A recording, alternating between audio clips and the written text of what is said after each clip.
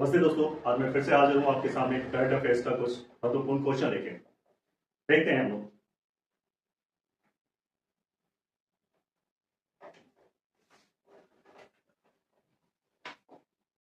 पहला क्वेश्चन है ना, देखते हैं।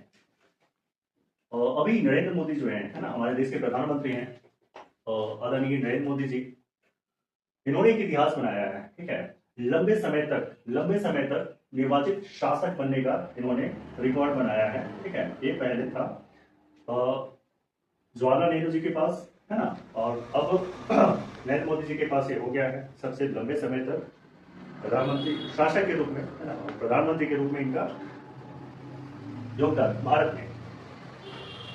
नरेंद्र मोदी जो है भारत के इतिहास में सबसे लंबे समय तक निर्वाचित शासक, मतलब सीएम प्लस पीएम, है ना, चीफ मिनिस्टर और प्रधानमंत्री दोनों रहे हैं। नरेंद्र मोदी का जो सफर है वो देखते हैं। गुजरात के मुख्यमंत्री बने हैं यहाँ 2001 से 2014 तक बने रहे हैं। 13 वर्ष इन्होंने सेवा किया है गुजरात का मुख्यमंत्री के तौर पे। भारत के प्रधानमंत्री पे इनका जो पहला कार्यकाल था, जो 26 मई 2014 से 30 मई 2019 तक था। दूसरा कार्यकाल 30 मई 2019 से 9 जून 2024 तक, और तीसरा कार्यकाल 9 जून 2024 से अभी तक कंटिन्यू है, ठीक है। इसी प्रधानमंत्री के तौर पे इनका जो 9 जून को कार्यकाल हुआ है, 4399 दिन का हुआ है ना, जब 12 वर्षों तक रहे प्रधानमंत्री के रूप में। कुल कार्यकाल चीफ मिनिस्टर और प्राइम मिनिस्टर के रूप में इन्होंने 25 वर्ष का दिया है, जो 8600 प्लस दिन होते हैं। नरेंद्र मोदी जो है 4400 प्लस दिन हो चुके हैं इनके, ठीक है, पीएम के रूप में। जवाहरलाल नेहरू का 4398 दिन था। 1952 से 1964 तक के रहे हैं प्रधानमंत्री के रूप में। इंदिरा गांधी 4077 दिन, दो अलग अलग अवधियों में रही हैं यहाँ प्रधानमंत्री के रूप में। नेहरू जी जो है 1947 से 1952 तक कार्यकाल इनका था, अंतिम कार्यकाल था इनका, ठीक है। और निर्वाचित कार्यकाल का जो शुरुआत हुआ था वो 1952 से हुआ था। नेक्स्ट देखते हैं हम लोग। एक 53 लाख साल पुराने वेद का कब्रिस्तान मिला है, ठीक है। वेद का कब्रिस्तान मिला है, वेद कब्रिस्तान मिला है, उसको वेद ग्रेवयार्ड बोलते हैं, ठीक है। जल में मिला है ना, हिंद महासागर। हमारे देश के नीचे जो हिंद महासागर है वहां पे, ठीक है, गहरे समुद्र में मिला है।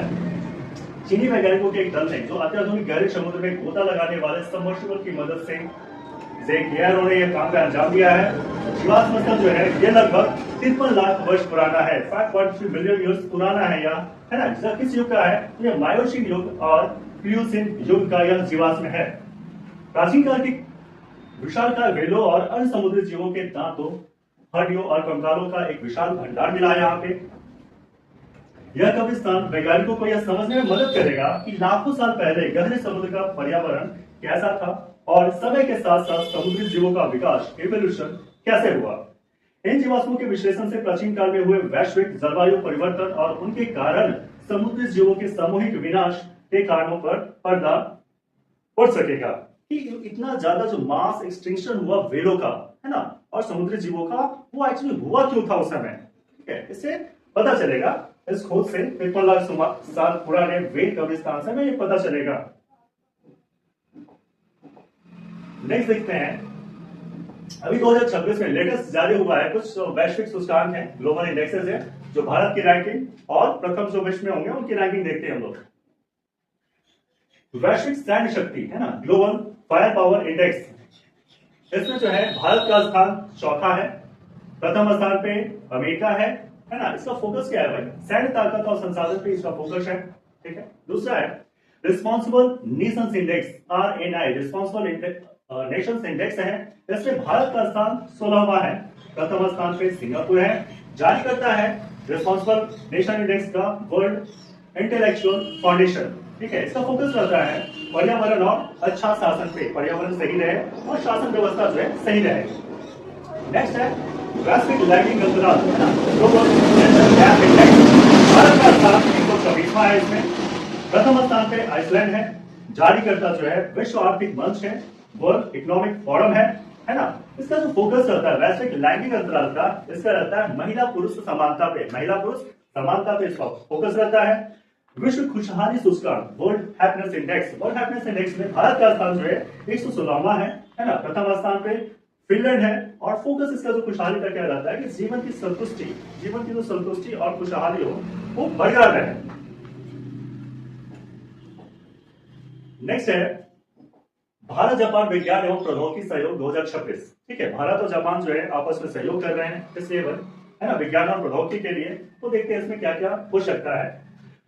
भारत विज्ञान प्रौद्योगिकी विभाग जो है भारत की, है ना, की तरफ से विज्ञान एवं प्रौद्योगिकी विभाग डीएसटी, और जापान की तरफ से Japan society for the promotion of science JSPs के साथ यह समझौता हुआ है, सहयोग समझौता। ठीक है, इसके कुछ मुख्य क्षेत्र क्या है, की फोकस एरियाज, आर्टिफिशियल इंटेलिजेंस और बिग डेटा पे ये लोग साझा करेंगे। साइबर फिजिकल सिस्टम और इंटरनेट ऑफ थिंग्स के बारे में भी चर्चा होगी। क्लीन एनर्जी, हाइड्रोजन एनर्जी और अगली पीढ़ी की बैटरी तकनीक पे भी चर्चा होगी। बायोमेडिकल रिसर्च, स्वास्थ्य देखभाल और आधुनिक चिकित्सा उपकरण, सामग्री विज्ञान और उन्नत विनिर्माण पे, है ना, ये सहयोग होंगे। मुख्य उद्देश्य क्या है इसका, दोनों देशों के वैज्ञानिकों को मिलकर वैश्विक जो चुनौती हो रही है उसका समाधान खोजने के लिए मंच देना है। आधुनिक प्रयोगशालाओं, लैब्स और वैज्ञानिक उपकरणों का साझा उपयोग करना है। फेलोशिप ऑफ एक्सचेंज प्रोग्राम के जरिए युवा शोधकर्ताओं की क्षमता का विकास करना है। वित्तीय सहायता और फंडिंग, जैसे दोनों देश जो है डीएसटी और जेएसपीएस, है ना, डीएसटी है विज्ञान एवं प्रौद्योगिकी विभाग भारत का, और जेएसपीएस है जापान का, Japan society for the promotion of science. ये दोनों जो है चयनित परियोजनाओं के लिए वित्तीय सहायता प्रदान करते हैं। शोधकर्ताओं, रिसर्चर्स और विजिट्स के लिए कार्यशालाओं और अनुसंधान सामग्री के लिए वित्तीय मदद पहुंचाते हैं। आमतौर पर स्वीकृत संयुक्त परियोजनाएं 2 से 3 वर्षों के लिए संचालित होती है। यह सहयोग दोनों देशों को ग्लोबल टेक लीडर, यह जो सहयोग है ना, भारत और जापान आपस में सहयोग कर रहे हैं, तो यह सहयोग क्या करेगा, ग्लोबल टेक लीडर बनाने में, है ना, दुनिया में इन दोनों देशों को सहायक होगी। विश्व प्रभाव, भारत की कुशल जनशक्ति और जापान की उन्नत तकनीक मिलकर विश्व कल्याण के लिए नए रास्ते खोलेगी।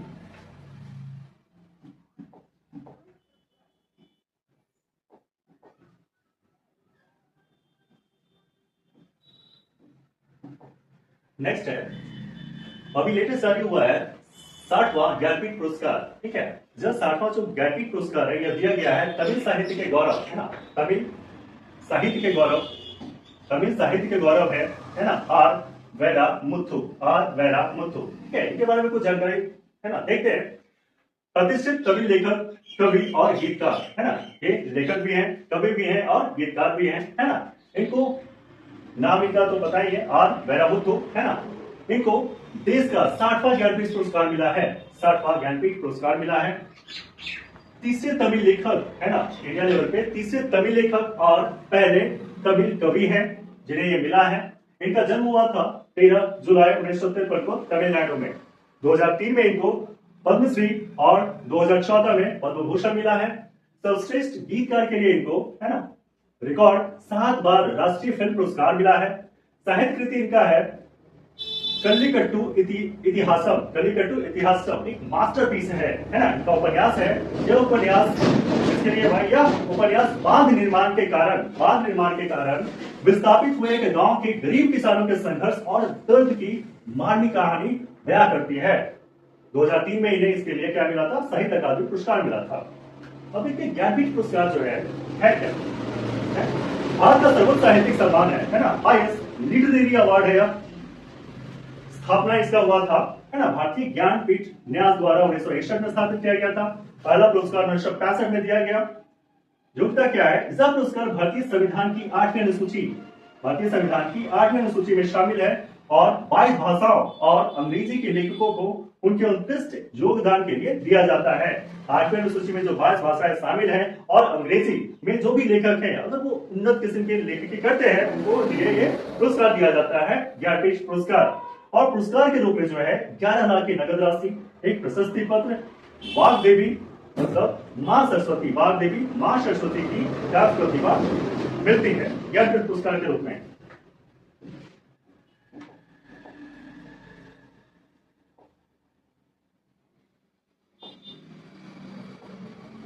हम लोगों ने पढ़ा है अभी नरेंद्र मोदी जी के बारे में, है ना, वो अभी इतिहास बना चुके हैं लंबे समय तक प्रधानमंत्री रहने का। ठीक है, नेक्स्ट देखे हैं 53 लाख साल पुराने वेद का विस्तार को देखा हमने, उसके बारे में जानकारी मिली। 2026 में जारी वैश्विक सूचकांकों के बारे में हमें जानकारी मिली है। भारत जापान विज्ञान प्रौद्योगिकी सहयोग 2026 के बारे में हम लोगों ने जाना है। साफा ज्ञानपीठ पुरस्कार जो तन्वी साहित्य के गौरव है आर वैरामुथु, इनके बारे में हम लोगों ने जानकारी प्राप्त की है। अब दोस्तों एक क्वेश्चन आपके सामने देखे जा रहा हूं, आप प्लीज हमें कमेंट में बताएंगे कि सीजेपी कॉकरोच जनता पार्टी के संस्थापक कौन है? प्लीज हमें कमेंट में बताएं। थैंक यू, जय हिंद।